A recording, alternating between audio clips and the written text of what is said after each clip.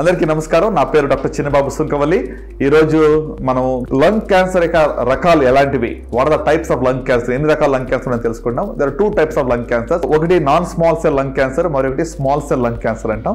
Non small cell lung cancer సుమారుగా 80-80% lung క్యాన్సర్లో అవి కారణంగా కనబడతాయి. దాంట్లో కూడా అనేక రకాలు ఉన్నాయి. స్క్వామస్ సెల్ కావచ్చు, అడినోకార్సినోమా అంటాం, లార్జ్ సెల్ అంటాం. ఇట్లా అట్లనే స్మాల్ సెల్ అటువంటిది 10-15% మాత్రమే ఉంటుంది. కానీ స్మాల్ సెల్ లంగ్ క్యాన్సర్ చాలా అగ్రెసివ్ ట్యూమర్స్, రెస్పాన్స్ బాగా ఉన్నా కూడా మళ్ళీ తిరగబడే అవకాశాలు చాలా ఎక్కువగా ఉంటాయి. వేరేజ్ non small cell lung cancer results చాలా బాగుంటాయి. సో క్యాన్సర్ యొక్క మెయిన్ రకాల్లో స్మాల్ సెల్ లంగ్ క్యాన్సర్, తర్వాత non small cell lung cancer. అది కాకుండా కొన్ని వేరే రకాలు ఉన్నాయి. కార్సినాయిడ్ ట్యూమర్ అంటాము, లేకుంటే మెటాస్టాసిస్ టు ద లంగ్స్ అంటాము. అట్లనే కొన్ని rare types of lung cancers కూడా ఉంటాయి.